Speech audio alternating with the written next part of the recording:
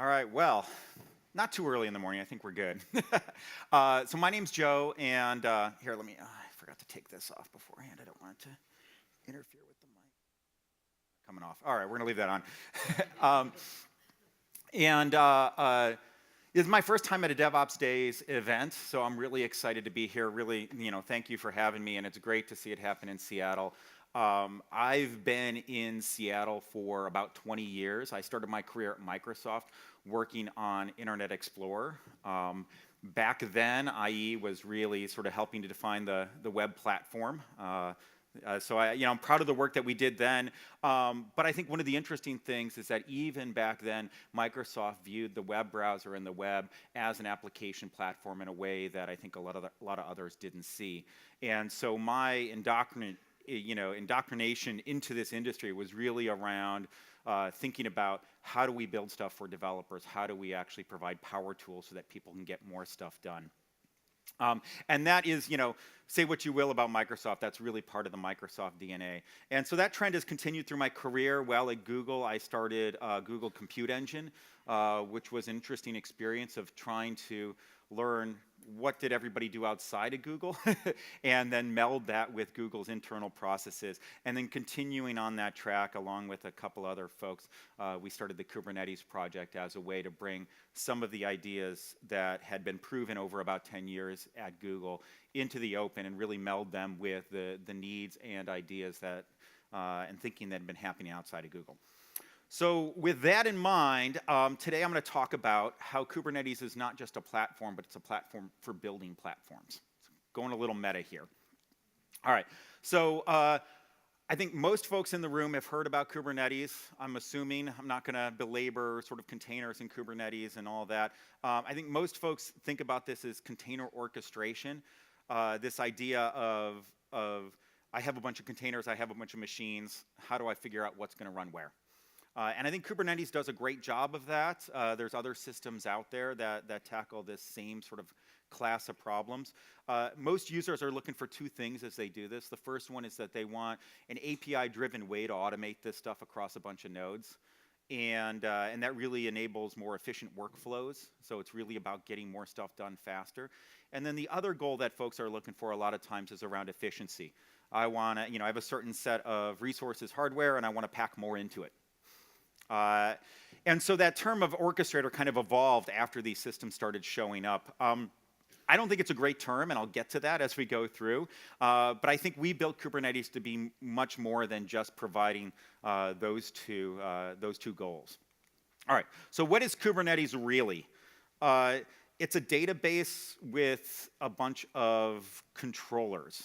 And so at the core of Kubernetes is a database to keep track of both the idealized state that users want, and then scratch pads so that controllers, these little programs that are trying to make stuff happen, can actually write back what the current state of the world is.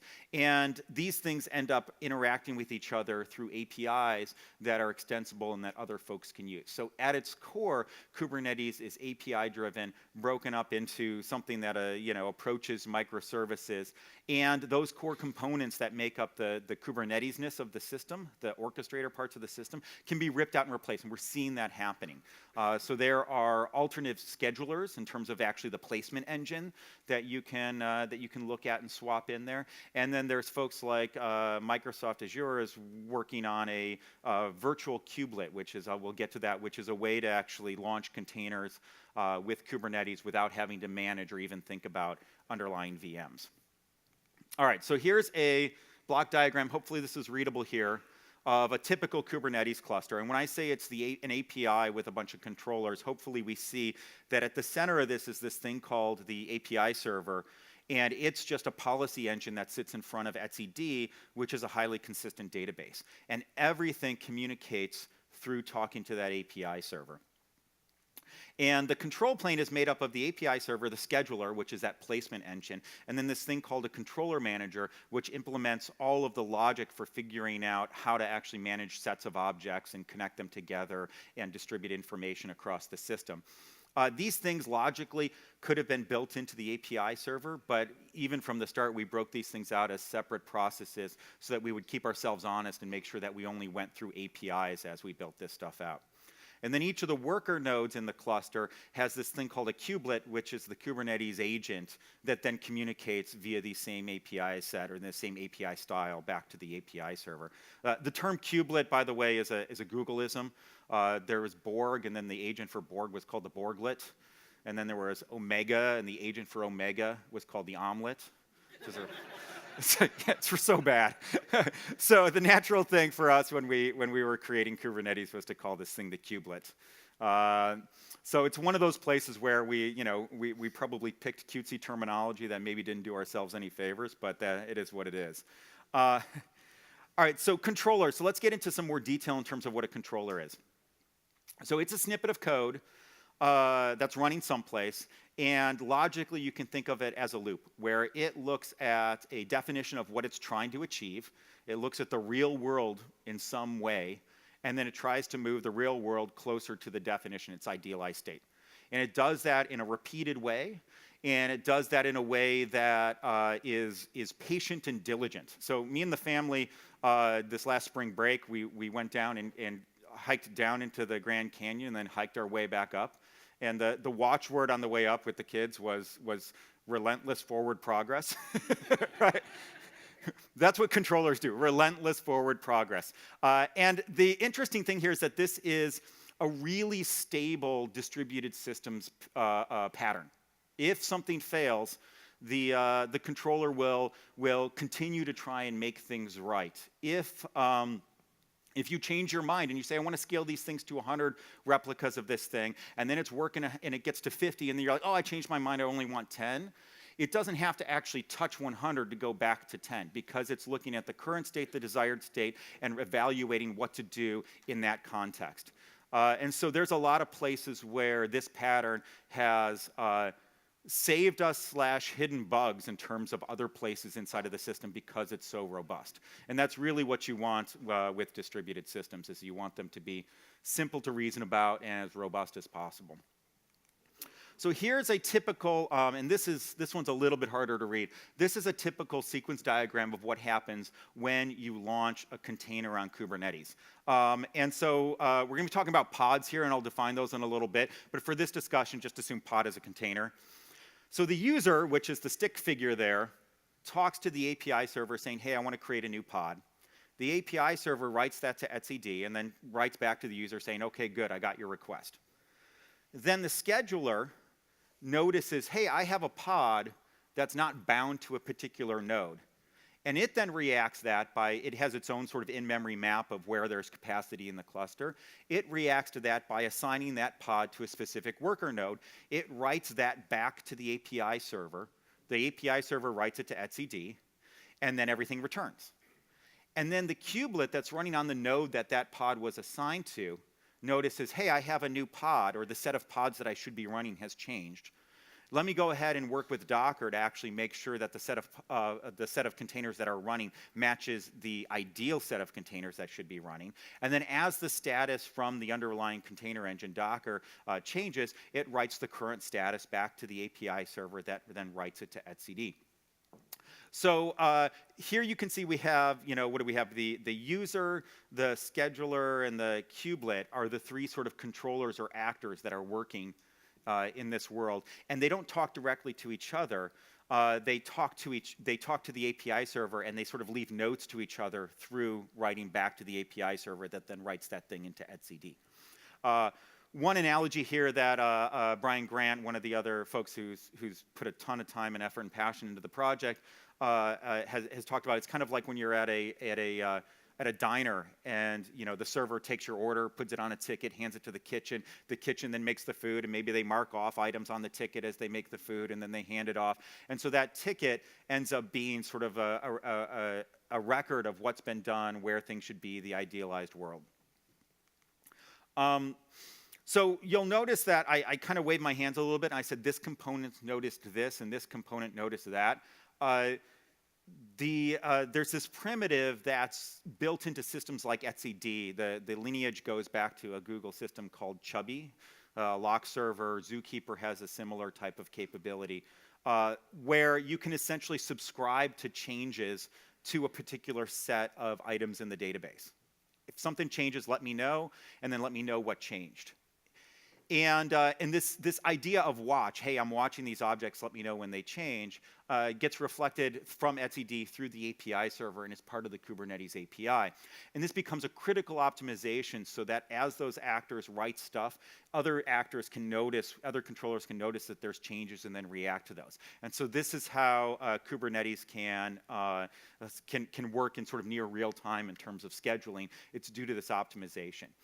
And when I say that the controller pattern is really stable, there's places where this has failed, we've fallen back into polling, or there's a lot of things crashing and they bring themselves back up. This is an optimization, but there's other ways to be able to monitor and actually notice when things are changed. There's an interesting parallel here between a database like etcd with watch and a messaging queue with topics. In a messaging queue, the topics are dumb and the messages are smart, right? Topics are often just a string. In something like etcd, the nodes, the topics are rich. There's a lot of data in the data. And then the messages are something simple like watch, hey, this thing changed. And so there's a sort of parallel. It's kind of message passing, but in a slightly different twist.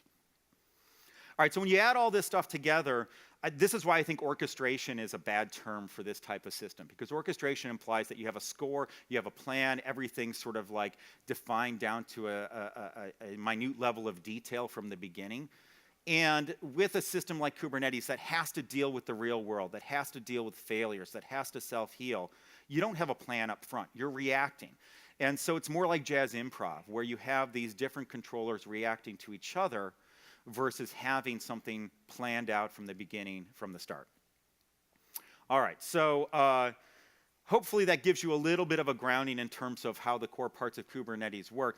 The other thing that we tried to do as we designed Kubernetes is have a bunch of concepts and controllers that layer on top of each other.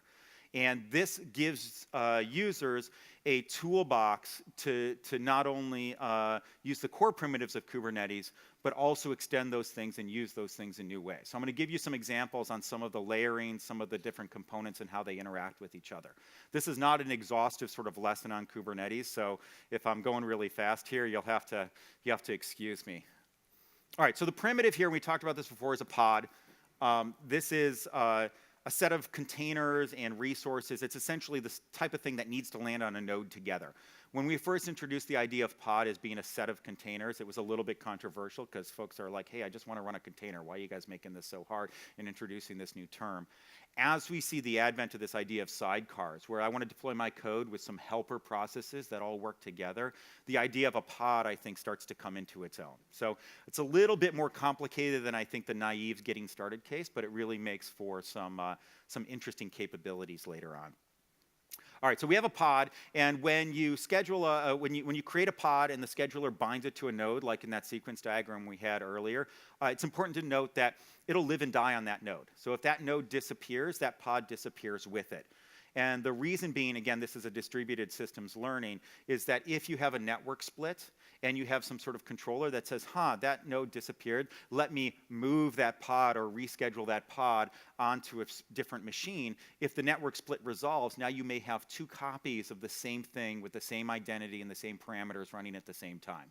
And that really can cause some confusion. And so the idea here is that if you want to, replace a pod, that's a higher level concept. We didn't build that into the pod concept itself. And that starts coming in with this next thing, which is a controller called a replica set. And so this is very, very simple. It takes a count of the number of replicas of a particular pod you want and a template for that thing. And then what you do is there's a loop that says, okay, how many do I have? If I don't have enough, let me start more based on this template. If I have too many, let me go ahead and kill some of these. And so if we think about that network split situation, if we lose a node that's running a particular pod, or at least we think we lost it, the replica set will then go ahead and spin up a replacement. It's not moving it, it's not rescheduling, spinning up a replacement based on its template. And then if the network split resolves, and all of a sudden we have too many nodes, then the replica set will say, oh, I have too many, let me go ahead and kill one to actually bring myself back in line. All right, so replica set is great, but that all it does is that particular algorithm that I talked about it. So if you change the template for the replica set, that will change what gets created for all new pods that need to be created, but it won't go through and actually edit or change or modify the pods that were happening before. We felt that that would have made the replica set too complicated to reason about. So we built on top of that this other controller called a deployment. And a deployment creates sets of replica sets, and whenever you change the template in the deployment, it creates a new replica set, and then it adjusts the numbers of replicas so that it rolls one up, and it rolls the new one up, and it rolls the new one down. So it's a rolling upgrade across multiple replica sets. So we're layering these topics on top of each other. And not everybody wants a rolling upgrade. Right? There's other ways to deploy stuff. And so I'll talk about later about how you might achieve something like a blue-green deployment, but that blue-green deployment can still reuse the replica set concept under the covers. So we're getting that layering. Okay, one more quick example of layering here.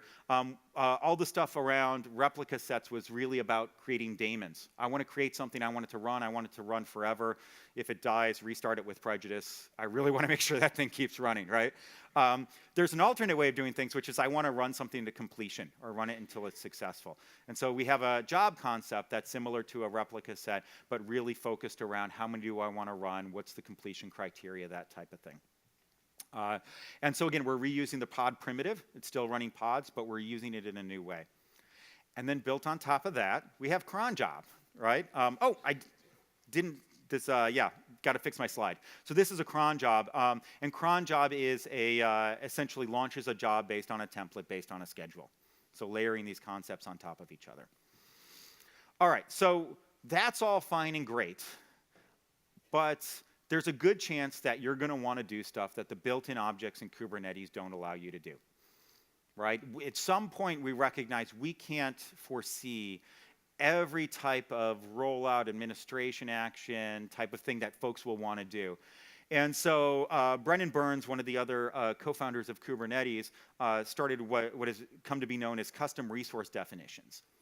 And so if we go back to that database definition, what you can essentially do is create new types in the API server that will get a RESTful API, that will get storage, and these types extend the set of objects that Kubernetes knows about.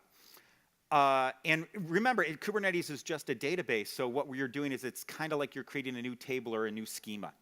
And so this stuff is pluggable, but you inherit all of the other things that come with Kubernetes that the API server provides. I forgot to mention these earlier, things like authorization, authentication, auditing, schema validation and translation. A lot of that stuff is also applies, all that stuff applies to custom resource definitions too. And so you pair these with controllers, and all of a sudden you can create actions that operate on a par with the built-in Kubernetes options, Kubernetes objects. And so this really is the first place where we see Kubernetes providing ways to build platforms on top of it.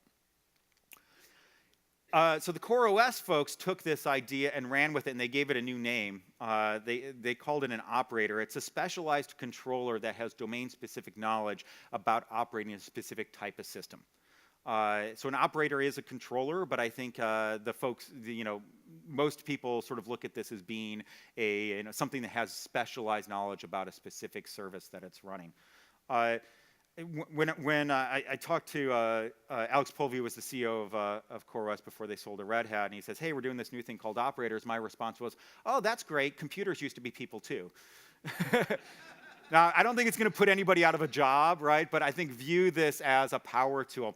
When these things work right, it's a way, in my mind, to start providing an AWS RDS-like experience on top of Kubernetes. Because when you think about RDS, it's taking all the knowledge of how to run a database, the runbooks, all the common tasks, and it's rendering that into code and then putting an API in front of it. And with Kubernetes and the primitives that we talk about here, and with running an operator, we can start to approach that same level of, hey, just give me a database, make it work. And we're seeing a ton of different operators out there for a whole bunch of different systems. They're still relatively nascent. I think folks are still figuring out how best to use this pattern, but I think there's a really bright future here. And one that I want to call attention to, I haven't used it myself, it's on my list of things I want to investigate. Oracle came out with a MySQL operator. It's an alpha right now, but basically it uses 4 CRDs. There's a MySQL cluster object that you can define that says how many replicas of my MySQL cluster do I want, what's the replication policy, do I want active-active or active-passive, that type of thing. And then there's CRDs around creating backup schedules, and then creating restores. And so they've taken all those common objects, rendered them into common operations, rendered those into Kubernetes resources, and then builds on top of Kubernetes. And access to be able to create these things, manage these things, inherits all the other API niceties with Kubernetes. So I think that's a really exciting indication of where some of this stuff is going.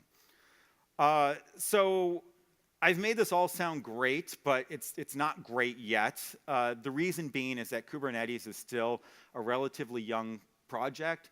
Things are still chaotic. It's harder to write a controller than it really needs to be. We don't have a great sort of SDK yet. Things are a little bit harder to do than we would like. But what we're starting to see is projects that take care of a lot of the nitty-gritty details of doing something like a controller. And one that I want to call out here is called the Kubernetes Meta Controller. It's done by a Googler, Anthony Ye. And what it does is it has certain controller patterns, so it won't work for every type of controller. But if you fit within one of those patterns, instead of having to write the controller itself, you actually implement a webhook. And that webhook implements the core features that you need to make a controller work. You can take an input CRD, for instance, and say, I want to create these other Kubernetes objects in response to that. So it ends up being incredibly useful. And so Anthony was able to create a blue-green deployment, right? So this is the idea of I have my old version, my new version. I bring them both up to full strength at the same time. I can test the old version, and when the new version, when I'm happy, I switch my load balancer over to the new version. And so there ends up being managing the different replica sets behind the scenes, and then also interacting with the load balancing service to be able to point things to the new set. He wrote that in about 125 lines of JavaScript, which is really, really cool. And if you can think, hey, I like blue-green, but really I want blue-purple, right? Because that's kind of, everybody likes it, but they want to tweak it just a little bit. Having this level of programmability for something like a core workflow like blue-green really, really is exciting. And I think we're going to see more and more frameworks that make it easier and easier to build on top of Kubernetes. All right, and so the next thing is that these patterns, the API server, etcd as the data store, controllers, all this stuff works great in the domain of orchestration of containers, but it also works well in other domains also. And so we're starting to see folks take Kubernetes and use it just for the extensibility, even if they're not worrying about launching containers. A couple of examples here. Just on Monday, Heptio, my company, we released this project called Gimbal, which is a load balancing, programmable load balancing control plane that drives Envoy. We're reusing Kubernetes with CRDs, with the access model, all that, to be able to configure the cross-cluster load balancing system that we're building out, which means that you inherit all the goodies that come along with that, and we get a lot of these very stable distributed system patterns. And so Kubernetes is not just a great place to run distributed systems, it's a great pattern for building the control planes for distributed systems. And we're even seeing that core API server and that logic, the API server gunk, being refactored out from the Kubernetes-ness of it, so that you can use this stuff without Kubernetes in sight. And Istio is another example of a project that's reusing a lot of the Kubernetes patterns, and they definitely have their eye on the prize of being useful when you're not running on top of Kubernetes, because those patterns themselves have been proven out. All right, so what does the future look like? I think we're going to see more and more systems leverage Kubernetes. We're going to see more and more, if you're going to build a distributed system, it's more likely that you're going to build on something like Kubernetes instead of dealing with all the block and tackle of getting stuff built up from the get-go. the idea of this operator of systems that are built to work in a dynamic environment like Kubernetes, we're going to see more and more of that, whether it be operators which are explicitly sit outside of existing systems, or systems themselves that light up when they're on Kubernetes and say, hey, I noticed I'm on Kubernetes, let me start interacting with the system in a native way. The one way to think about this is, when you run a program on Linux right now, you have libc, and the syscall interface is essentially the toolbox that you have to build with. When you're running on Kubernetes, not only do you have that, but you have the Kubernetes API itself that you can start building with. And so it becomes a new API surface area that systems can start building on top of. And in terms of looking at this whole idea of orchestration and containers and cloud native, I still feel like we're very much at the beginning. We're getting to the point where Kubernetes is not necessarily easy to install, but we're working on it. It's getting easier. We're getting more and more support built into the various cloud providers, and that's just the beginning of seeing what we're going to be able to do on top of that platform. And I think that there's a huge amount of room to do really interesting stuff that I think none of us who started the project really foresaw from the start. So with that, I want to say thank you, and I think we have a few minutes for questions. If you have any other questions out of band, I'll try and hang out a little bit here. I don't think I can stay the whole day, unfortunately. Kubernetes duties call. Reach out to me on Twitter, and also Heptio is hiring, so yeah.